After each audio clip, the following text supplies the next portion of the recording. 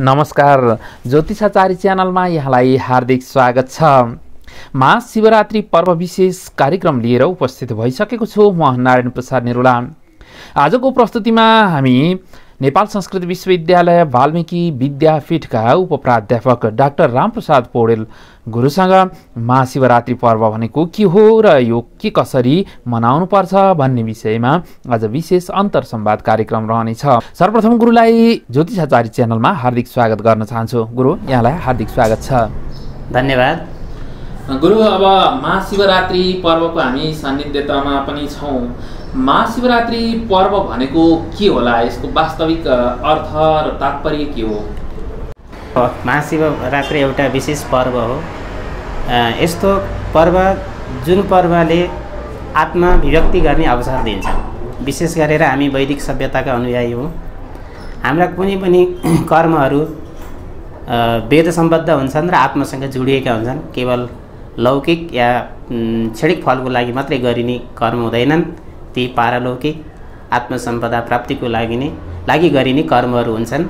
त्यस्ता कर्मलाई जुन दिन चाहिँ दिव्य शक्तिको प्रादुर्भाव हुन्छ भने त्यस्तालाई चाहिँ उत्सव भनिन्छ। र यो महाशिवरात्रि विशेष गरी फागुन कृष्ण चतुर्दशी पर्वमा नै यो भव्य रूपमा महाशिवरात्रि पर्व मनाउनु र अरू बेला पनि हामीले नित्य नैमित्तिक रूपमा शिव आराधना त गरिरहेका हुन्छौँ। यो र महाशिवरात्रि पर्वसँग चाहिँ के अन्तर सम्बन्ध अथवा यसको चाहिँ विशेषता के छ त? यस्तो अब यसलाई यसरी बुझ्नुपर्छ हामीले। कर्म विशेष गरेर नित्य नैमित्तिक काम्य हुन्छन् भने दिनदिनै यदि भगवान् शङ्करको उपासना गरिन्छ भने त्यो नित्य कर्म भयो। तर विशेष अब सरले भन्नुभयो फाल्गुन मासको महाशिवरात्रि मात्रै शिवको पूजा हुन्छ, त्यो चाहिँ होइन। विशेष गरेर प्रत्येक मासको कृष्ण चतुर्दशीको दिनलाई चाहिँ शिवरात्रि भनिन्छ। त्यो दिन चाहिँ शिवतत्व शरीरमा रहेको जो शिवतत्व हो त्यो जागृत अवस्थामा रहन्छ। यदि त्यो दिनमा चाहिँ उपासनाद्वारा त्यो पदार्थलाई जागृत गराउन सकियो भने हामी आफ्नो जीवनमा दिव्यता अनुभूति गर्न सक्छौँ। र सानो एउटा पदार्थ हुँदा सानो हुन्छ, त्यो धेरै पदार्थको सङ्ग्रह भन्यो भने त्यसलाई के भनिन्छ? महान भनिन्छ। यो त न्यायशास्त्रको सिद्धान्त अनुसार पनि मिल्छ। जब घटको आरम्भ हुन्छ, घट परमाणु रूपमा हुन्छ अनि देडुकबाट बिस्तारै हुँदाखेरि त्यो महान घट भनेर प्रतीति गर्छौँ भने त्यस्तै गरेर प्रत्येक मासका प्रत्येक मासका शिवरात्रि जोड्दाखेरि 12वटा भयो। र विशेष फाल्गुन मासमा चाहिँ त्यो पूर्णता भएको हुनाले भनेको त्यो दिन चाहिँ फल्गु शब्दको अर्थ हुन्छ मिथ्या, असार। जुन व्यक्तिले संसारलाई असार सम्झेर परमात्मा नै सारो भन्ने विशेष उद्देश्य गरेर चाहिँ भगवान् शङ्करको या शिवको आराधना गर्ने एउटा रात्रि विशेष, यो ज्योतिषशास्त्रीको दृष्टिले पनि तपाईँ स्वयं ज्योतिषज्ञ हुनुहुन्छ, तपाईँको च्यानलै ज्योतिषाचार्य छ। यहाँ चाहिँ के भन्नु पर्यो भने सबै पूर्णिमा समान हुँदैनन्। शारद पूर्णिमा जो छ त्यो विशेष त्यसको महत्त्व छ, किन ऋतुको महत्त्वले गर्दा अनि त्यो बेलाको चाहिँ प्राकृतिक संरचनाले हेर्दा त्यसको दिव्य एउटा देशकाल परिस्थितिले चाहिँ अनुकूल बनेको हुन्छ भने त्यस्तै सबै शिवरात्रि समान भए तापनि अरूलाई शिवरात्रि भनियो। यो फाल्गुन मास विशेष कृष्ण पक्षको जो शिवरात्रि छ, चतुर्दशी या त्रयोदशी उपरान्त जो चतुर्दशी शिवरात्रि हो, यो चाहिँ यसमा महत्त्व विशेष चाहिँ के भने सबै शिवरात्रिको चाहिँ श्रेष्ठतम भएको हुनाले यसलाई महाशिवरात्रि भनियो। हजुर, अब महाशिवरात्रि पर्वमा यो के कसरी मनाउनु पर्छ, यसको शास्त्रीय विधान के कस्तो छ र यो पर्व मनाउँदाखेरि हामीले कुन रूपमा चाहिँ मनायौँ भने अथवा भनौँ हामीले व्रत उपासना विशेष गरी गरिन्छ, यसमा के कस्ता उपासनाहरू हुन्छन् र यसबाट लाभ हामीलाई के हुन्छ त? अब यसलाई यसरी बुझ्नु पर्यो। हामी देवदेश हिमालय आर्यावर्त भन्छौँ, त्यसमा पनि हामी पाशुपत क्षेत्रमा छौँ। भनेको पशुपति भनेको हो त भन्दा पशु भनेको जीवात्मा अनि जो अज्ञान राग अनि त्यसपछि कामादि दोषद्वारा ग्रसित छ भने त्यो जीव चाहिँ के हुन्छ? पशु हुन्छ। अनि शरीर या मनमा या आत्मामा जो आडवमल मायावीय मल र कारण मलद्वारा जो जीवात्मा आच्छादित हुन्छ, जसको अन्तःकरण आच्छादित हुन्छ भने त्यसलाई पशु भनिन्छ। त्यो भगवान् शङ्करको शिवको अनुग्रहबाट त्यो मान्छे के हुन्छ? त्यो मलत्रयको निवृत्ति भएर ऊ के हुन्छ त? स्वयं पशुपति बन्छ, महादेव बन्छ। अब यसलाई कसरी उपासना गर्नु पर्यो भने हामी आफ्नो परम्परा अनुसार हामीलाई जो वेदले निर्देश गरेको छ, जुन वेदले चाहिँ भगवान् शङ्कर उपासना गर्ने जुन निर्दिष्ट विधिहरू छन् सबै नेपाली समाजमा त्यो विधिको व्याख्या गर्नुपर्ने अवस्था छैन। हामीले जुन परम्परा प्राप्त विधिहरू छन् त्यो विधिलाई टेकेर चाहिँ यो पर्वको विशेष उपासना गर्नुपर्छ।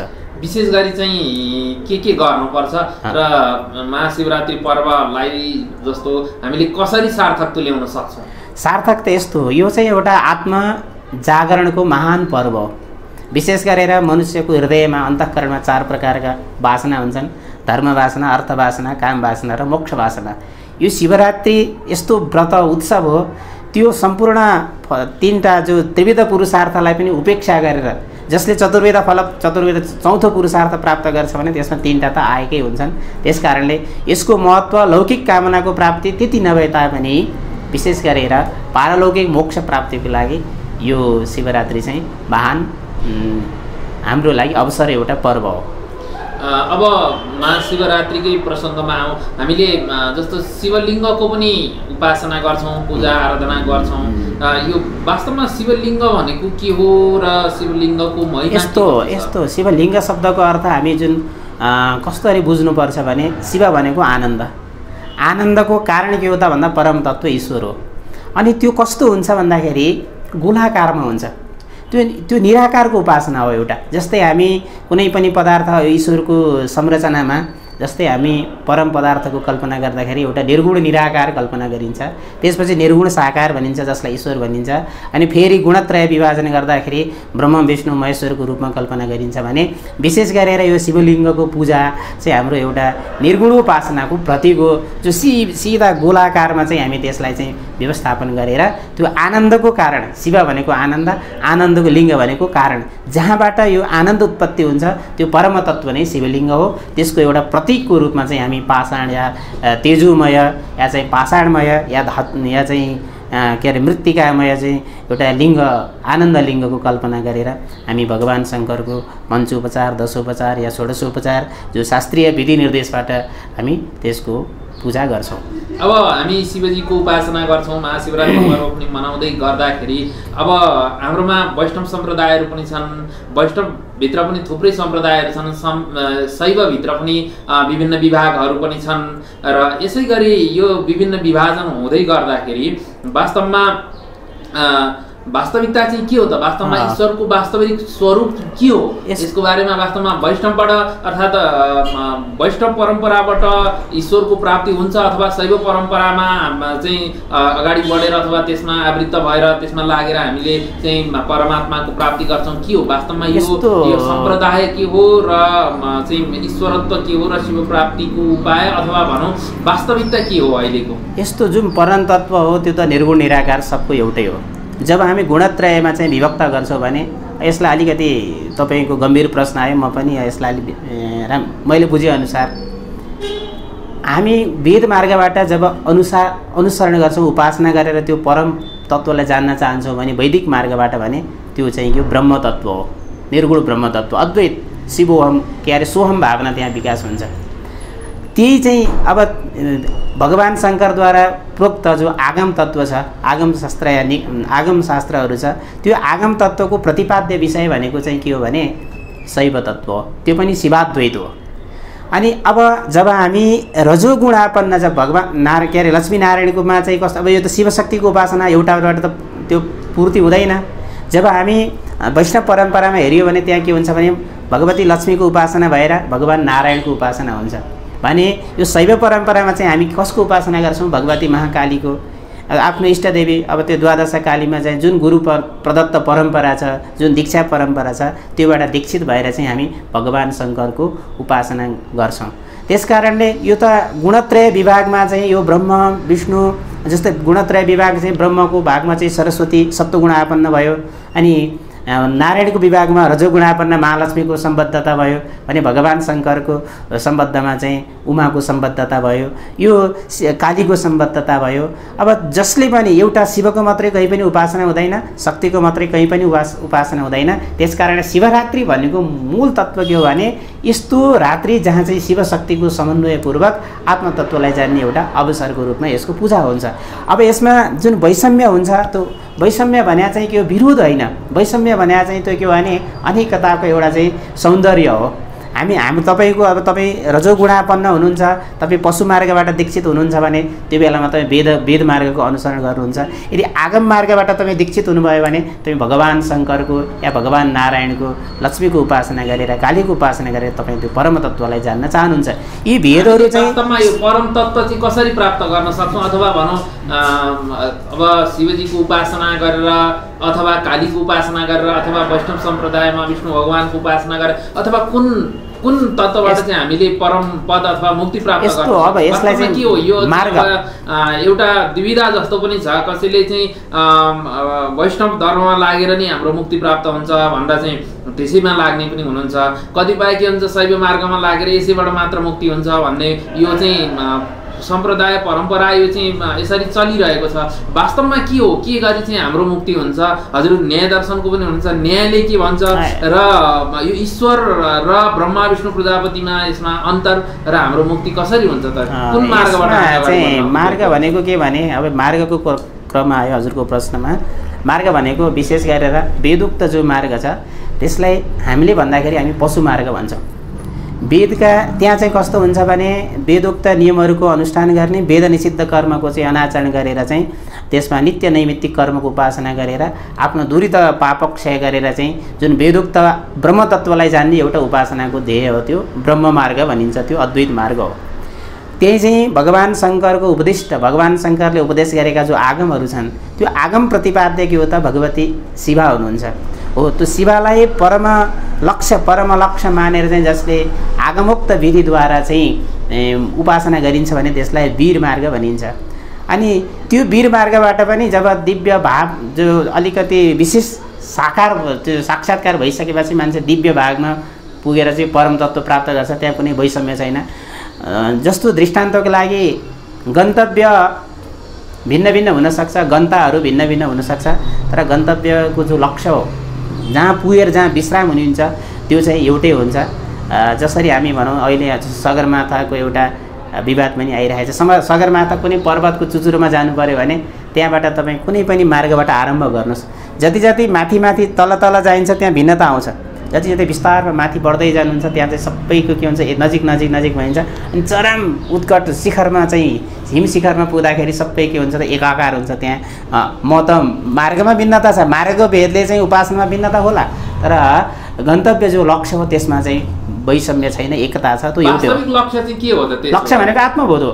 आत्मबोध कसरी हुन्छ? आत्मबोध त कसरी हुन्छ? है त पशु मार्गद्वारा उपासना गरेर हुन्छ, वेदोक्त के अरे वीर मार्गद्वारा उपासना गरेर हुन्छ, या चाहिँ दिव्य भावद्वारा चाहिँ परमतत्त्वलाई जानेर उपासना हुन्छ। जो उपासना भनेको यो हो कि परमात्मालाई जान्नु भन्ने उपासना होइन। वस्तुत उपासना भनेको आत्मतत्त्वलाई जान्नु, त्यो चाहिँ उपासना हो। अब जस्तो यो ब्रह्मा विष्णु महेश र परम तत्त्वमा अन्तर छ कि एकै भाव छ? होइन, यस्तो हो। अन्तर त कार्य रूपमा चाहिँ त्यो भिन्न हुन्छ, कारण रूपमा चाहिँ त्यो अन्तर हुँदैन। जसरी ब्रह्म विष्णु महेश्वरलाई चाहिँ कसरी भिन्नता गर्ने? गुणत्रय विभागमा चाहिँ हाम्रो आगमशास्त्र अनुसार चाहिँ 5वटा ब्रह्मादि पञ्चक भनिन्छ। यो भनेको यसलाई चाहिँ हामी यसरी पनि बुझ्न सक्छौँ। पृथ्वी, जल, तेज, वायु, आकाश, ब्रह्म विष्णु महेश्वर ईश्वर सदाशिव, यो 5 तत्त्वको प्रतीकमा रूपमा चाहिँ यो आएको हो। त्यस कारणले चाहिँ यो जहाँबाट आउँछ, किनभने कुनै पनि पदार्थ कहाँबाट आउँछ त भन्दा भगवान् शङ्करको 5 मुख छन् भनेको छ नि त। त्यो पञ्चमुखको स्रोत के हो त भन्दाखेरि मूल तत्त्व त सदाशिव हो। जब सदाशिव अवस्थामा चाहिँ भगवान् शङ्कर हुनुहुन्छ या सदाशिवको रूप अवस्थामा हुन्छ भने त्यहाँ एकता हुन्छ। जब कार्य रूपमा चाहिँ भिन्नता हुन्छ, पृथ्वी तत्त्वको चाहिँ आफ्नै स्वरूप हुन्छ, गन्धवत्व स्वरूप हुन्छ, जल तत्त्वको आफ्नै स्वरूप हुन्छ, नारायणको स्वरूप हुन्छ, तेज तत्त्वको रुद्रत्वको स्वरूप हुन्छ, अग्नि स्वरूप हुन्छ। अब जब वायु तत्त्व नाद तत्त्वको चाहिँ शब्द तत्त्वको चाहिँ आकाश आत्मा स्वरूप हुन्छ, ईश्वर स्वरूप हुन्छ। यो जो कार्य रूपमा चाहिँ हिँड्दा हेर्दाखेरि वैषम्य हुन्छ, तर कारण रूपमा हेर्दाखेरि चाहिँ के अरे रुचि नाम वैचित्र्या त्रिजुकुटी लनानाम पदजुसाम नृणामेको गम्यस तपसी पयसा मरण भइमा। नदी कहाँबाट आउँछन् त्यो त्यति महत्त्वपूर्ण राख्दैन, कहाँ पुग्छन्, कुन प्रदेशमा घुमेर आयो, त्यो कहाँबाट आयो त्यो हेर्ने भन्दा पनि त्यो नदीहरूको गन्तव्य लक्ष्य के भने त्यो समुद्र हो, रुचि होइन। त्यस्तै मनुष्यहरूको रुचि अनुसार चाहिँ त्यहाँ साङ्ख्य योग, अनि त्यसपछि आगम निगम, या चाहिँ शिवाद्वैत वीर शैव, या चाहिँ क्रम दर्शन, विभिन्न दर्शनमा चाहिँ उपासनाको क्रममा वैषम्य देखिए तापनि अन्तिममा चाहिँ अब वेदान्तले के भन्दो रहेछ भने शिवाद्वैत अहम ब्रह्मास्मि, त्यही कुरो चाहिँ अब पशु यो चाहिँ वीर शैव दरबारमा के भन्छ त शिवोहम, शिवाद्वैत र ब्रह्म अद्वैतमा चाहिँ के भिन्नता छ भने त्यो प्रतिपाद्य उपासना मार्गको भेदले भिन्नता हो, वस्तुतः तत्त्वमा चाहिँ भिन्नता छैन। मेरो अध्ययन अनुसार चाहिँ मलाई यसमा चाहिँ कुनै पनि वैषम्य लाग्दैन।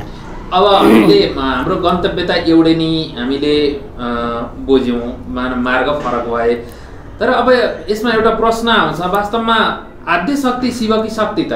यस्तो शिव कि शक्ति? हामीले जगदम्बा मातालाई पनि आद्य शक्तिका रूपमा पूजा गरिरहेका हुन्छौँ, तर वास्तवमा शिव रूप आद्य हो अथवा शक्ति रूप आद्य हो? अब त्यो उपासनाको क्रममा चाहिँ वस्तुतः के हो भने शक्ति भन्ने बित्तिकै कस्य आश्रित कुत्र आश्रित भन्ने प्रश्न आउँछ भनेपछि शिवाश्रित हैन। कस्य शक्ति शिवस्य शक्त्याश्रयकः शिव। त्यस कारणले त्यो चाहिँ एउटै रूपका चाहिँ जब अभिव्यक्ति हुँदाखेरि चाहिँ त्यो शक्ति रूपमा हुन्छ। जस्तै तपाईँ अहिले बोल्दाखेरि तपाईँ शब्द रूपमा चाहिँ अभिव्यक्त हुनुभएको छ, नभएको अवस्थामा के छ भन्दाखेरि शिव रूपमा हुनुहुन्छ। त्यस कारणले त्यो दुईटा पाटा होइन। उपासनाको क्रममा चाहिँ अब हामी भाव प्रदानमा आयौँ भने चाहिँ त्यो के हुन्छ चाहिँ शक्ति रूप हुन्छ, ज्ञान प्रदान भयो भने चाहिँ त्यो के हुन्छ त त्यो शिवरूप हुन्छ। त्यसकारण फेरि लक्ष्य त एउटै हो, पुग्ने ठाउँ त एउटै बिन्दु भन्नु फेरि अब यहाँ शिव र शक्ति यस्तो नि त। शिवको उपासना जसले गर्छ भने त्यहाँ शक्ति स्वतः आउँछन्। जसले तपाईँलाई भनौँ न कसैले चाहिँ सानो एउटा आमा र छोरा छन् भने त्यहाँ आमालाई निमन्त्रणा गरियो भने त्यहाँ बच्चा स्वतः जान्छ। त्यसलाई जगदम्बा भनिन्छ नि, चाहिँ दुर्गा भगवती अथवा भनौँ देवीको रूपलाई आद्य शक्तिको रूपमा हामीले पूजा गर्छौँ। फेरि यहाँ त हजुरले शिव रूपलाई भन्नुभयो, यो शिव शक्तिमा अलिकति यसको होइन। शिव भनेको चाहिँ आश्रय हो, स्वाधिष्ठान हो, अनि त्यहाँबाट आउने चाहिँ एक प्रकारको चाहिँ के भन्छ चैतन्य भनेको त्यसमा सत्व चित्व आनन्द त्यो शक्ति हो, त्यो अतिरिक्त पदार्थ होइन, त्यसको गुण हो। जसरी एउटा घटमा चाहिँ घटरूप आयो भने त्यो घटदेखि अतिरिक्त रहँदैन, त्यो घटमा नै रहने पदार्थ हो। भिन्न होला तर भिन्न भएको मात्र त्यसको अलग अस्तित्व चाहिँ हुँदैन। घटलाई छोडेर जसरी घटरूपको अलग अस्तित्व हुँदैन भने त्यस्तै गरेर शिवलाई छोडेर शक्तिको कुनै अस्तित्व हुँदैन, शक्तिलाई छोडेर चाहिँ के हुन्छ त शिवको कुनै अस्तित्व हुँदैन। दुईटैको सामरस्य अवस्था, शिव शक्तिको सामरस्य अवस्था चाहिँ त्यो मोक्ष स्वरूप हो।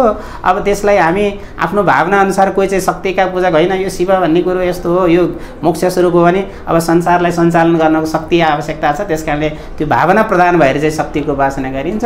कोही चाहिँ ज्ञान प्रदान भएको कारणले शिवको उपासना गर्छन्। अब यो भावलिङ्गता हो। थोरै प्रश्न गरे अनि ईश्वर भन्दा चाहिँ केलाई बुझ्ने त? हामीले एउटा संक्षिप्त उदाहरण सहित हजुर न्याय दर्शनको पनि हुन्छ, न्याय दर्शनले ईश्वरलाई कसरी प्रतिपादन गरेको छ र हामीले संक्षेपमा ईश्वर भनेको चाहिँ यो तत्त्व हो, यस्तो हो भन्ने कुरा चाहिँ कसरी? यस्तो अब न्याय दर्शन अनुसार चाहिँ ईश्वरको स्वरूपमा चाहिँ पहिला ज्ञानाधिकरणम आत्मा भन्यो होइन।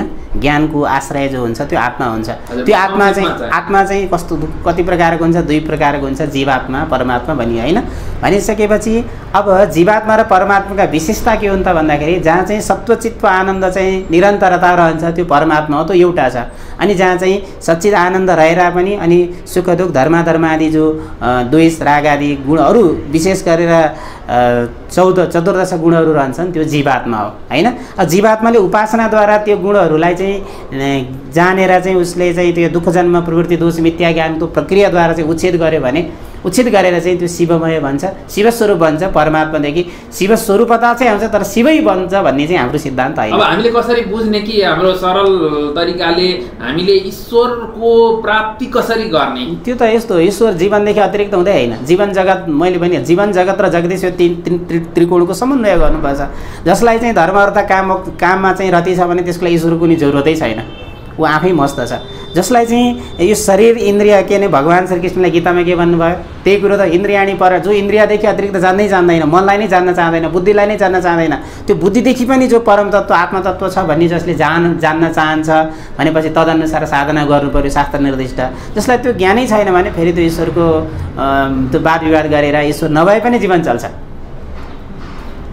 अब मैले थोरै संक्षेपमा उत्तर जान्न चाहेँ। यो मूर्ति पूजा गर्ने हामी मन्दिरमा जान्छौँ पूजा गर्छौँ, यसको तात्पर्य के हो? यस्तो तात्पर्य भन्दा पनि यो उपासना दुईवटा उपासना हुन्छ, एउटा निर्गुण उपासना हुन्छ, एउटा सगुण उपासना हुन्छ होइन। अरू विशेष गरी भाव उपासना क्रिया उपासना पनि हुन्छ भने जब कुनै पनि वस्तुलाई निर्गुण रूपमा चाहिँ शब्द प्रमाणद्वारा चाहिँ सिद्ध गर्न सकिँदैन, हाम्रो चेतनाले चाहिँ भ्याउँदैन, हामीमा त योग्यता हुँदैन भने हामी त्यो निर्गुण परमात्मालाई जान्नको लागि चाहिँ उसको गुण र क्रियाको आश्रयलाई लिएर चाहिँ एउटा त्यसका चाहिँ अब 3 प्रकारको मूर्ति भनिन्छ।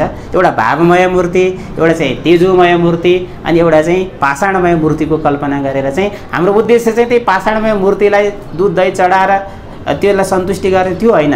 उद्देश्य चाहिँ त्यो तेजोमय चाहिँ मूर्ति, त्यो दिव्य ज्ञानमय मूर्ति भगवान् शङ्कर स्वरूपतालाई जान्नु उद्देश्य हो। तर हाम्रो त्यो मनमा या हाम्रो क्रियामा चाहिँ त्यो दिव्यता नभएको कारणले हामी चाहिँ निर्गुण परमात्मालाई पनि सगुण रूपमा कल्पना गरेर चाहिँ उपासना गर्छौँ। यस प्रसङ्गमा म के भन्न चाहन्छु, कतिपयले के भन्छन् यो मन्दिरमा गएर दुध दही घिउ मह चिनी जो चढाइन्छ त्यो बरु कहीँ खान नपाएकोलाई दिँदाखेरि बरु कल्याण हुन्थ्यो नि, त्यो किन त्यसरी चढाएको किन खेर फालेको भन्छन्। अब यसमा हजुरको के छ? खाना नपाएको त त्यहाँ पनि कल्याण भएको छ। कोही व्यक्तिले कोही व्यापार पाएन अनि एउटा पसल खोलेर चाहिँ तपाईँ गएर 10 रुपियाँको फुल किनिदिनु भयो, दुध किनिदिनु भयो र अनि उसले खाना पाइरहेको छ। एकतिर मात्र हेरेर त भएन नि।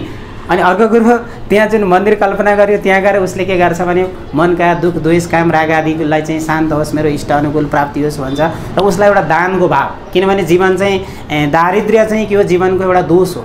यदि सामान्यतया पाषाण मूर्तिमा पनि गएर उसले दान दिन सक्दैन भने फेरि चैतन्य यो त्यो त परको कुरा हो। त्यस कारणले त्यो चाहिँ सामान्य थुल दृष्टिले हेर्नु भएन।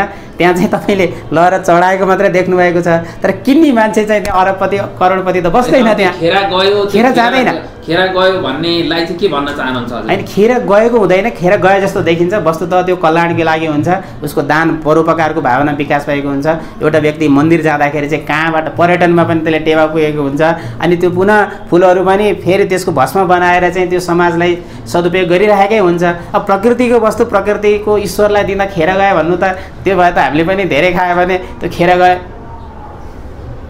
त्यो त त्यहाँ पनि शङ्का हुनसक्छ नि, जीवनमा पनि जति यावत गृहीत जठरम त्यही सिद्धान्त त्यहाँ पनि लागू गर्ने भए त्यहाँ पनि त खेर गइरहेको हुन्छ नि। तर हामीलाई यो अहिले चाहिँ भन्ने जो बाहिर व्यक्तिहरूले चाहिँ यो स्वल्प दृष्टि उहाँहरूको त्यो अज्ञानताको कारणले खेर गए जस्तो देखिएको, वस्तुतः त खेर गएको होइन, त्यो परोपकार भएको छ। अनि हजुर यो भौतिकवादीहरूलाई जो जसले ईश्वरीय सत्ता मान्दैनन् उनीहरूलाई के भन्न चाहनुहुन्छ? होइन, ठिक छ, भौतिकवादी उनीहरूलाई त्यो चेतनाको अनुभूति छैन, ज्ञान छैन, उनीहरूलाई त्यो वेदानुकूल संस्कार पढेन, आगमको नोरमा संस्कार छैन।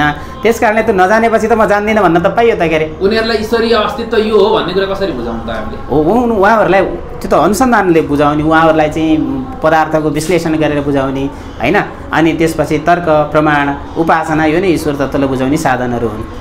अब यो मानव कल्याण कसरी सम्भव छ, हाम्रो जीवन कसरी के गर्नाले सार्थक हुन्छ? मानव कल्याणमा चाहिँ अब यस जो सामान्य गुणहरू छन्, परोपकार भयो, समाजसेवा भयो, आफूलाई जान्ने हुनु पर्यो। स्वार्थ भनेको जस्तै अहिले हिजो मात्र मैले पढाउने क्रममा के भयो भने जो व्यक्ति दरिद्र हुन्छ त्यो व्यक्ति भ्रष्टाचार गर्छ, जो व्यक्ति समृद्ध छ भने त्यसले गरेको देखिँदैन। भनेको मानसिक रूपमा चाहिँ उसको के हुन्छ, दारिद्र्य कसरी आउँछ भने उसलाई लाग्छ कि म ईश्वर हुँ भन्ने भावना भएको व्यक्तिले भ्रष्टाचार गर्दैन, परोपकार गर्छ। तर मनमा चाहिँ मलाई चाहिँ यति भयो हुन्थ्यो उति भयो भने सङ्कुचितता भएको व्यक्तिले के गर्छ त भ्रष्टाचार गर्छ भने चाहिँ मान्छेमा के छ त दारिद्र्य दोष छ। त्यो दारिद्र्य दोषको निवृत्ति दान परोपकार समाजसेवा स्वाध्याय यिनै त्यसका समाधानहरू हुन्। अब म एउटा अन्तिममा एउटा प्रश्न राख्न चाहन्छु। जस्तो के हुन्छ भने तीर्थयात्रा लागि हिँडिरहेका तीर्थयात्रीहरू दुर्घटनामा पर्छन्, उनीहरूको देहान्त्य हुन्छ। अनि प्रश्न आउँछ के हुन्छ भने तीर्थमा गएको भगवानकै दर्शन गर्न गएको तर चाहिँ देहान्त भयो, दुर्घटनामा परिरहेछ, दुःख पाइरहेछ, यो कसरी हुन्छ? यस्तो जीवनको यस्तो भन्नेहरू अथवा यसको कसरी हामीले निराकरण? होइन, अब तपाईँ खाना गएको अहिले खाना पाएन भने त्यसको पेट भरिन्छ। खाना गएको छ व्यक्ति, खाना पाएन भने त पेट भरिँदैन।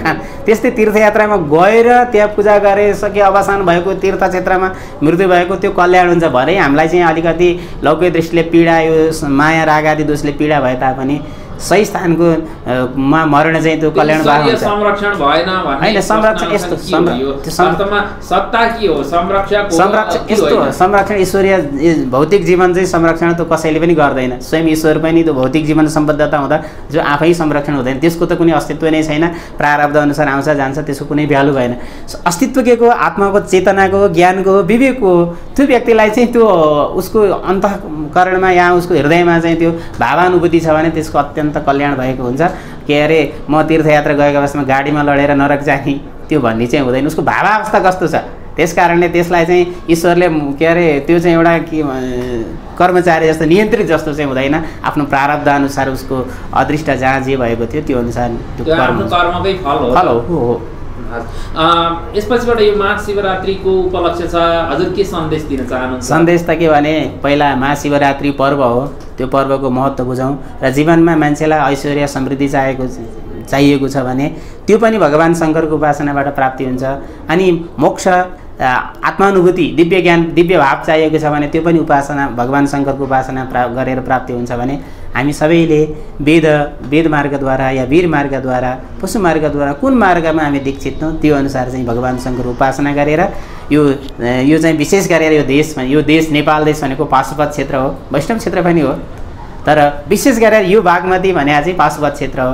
भगवान शङ्करका दिव्यता उहाँले रचना गरेका आगमहरू पशुपति दर्शन छ अनि वीर शैव दर्शनहरू छ, सबै दर्शनहरू चाहिँ अध्ययन अनुसन्धान गरेर चाहिँ हामी यो समाजको दारिद्र्य असन्तोष परस्परमा चाहिँ वैमनस्य यो चाहिँ दूर गरेर चाहिँ एउटा परम दिव्य एकत्व अनुभूति गर्ने भावना भगवान शङ्करले शिवरात्रिको अवसरमा चाहिँ प्रदान गर्नु सबै मान्छेको हृदयमा भन्ने कामना गर्दछु म चाहिँ। हस्, धन्यवाद समयका लागि। धन्यवाद हजुरले मलाई अवसर दिएकोमा। महाशिवरात्रि पर्व विशेष कार्यक्रममा आजका लागि यति नै। तपाईँले यो प्रस्तुति कस्तो लाग्यो कृपया सल्लाह सुझाव र प्रतिक्रियाका साथसाथै ज्योतिषाचार्य च्यानल सब्स्क्राइब गर्न नबिर्सनुहोला। आजको प्रस्तुतिबाट भने म नारायण प्रसाद निरौला बिदा हुन चाहन्छु। नमस्कार। भवतु मङ्गलम् जयतु सर्वदा सर्वमङ्गलम् भवतु सर्वदा सर्वमङ्गलम्। ज्योतिषाचार्य ज्योतिषाचार्य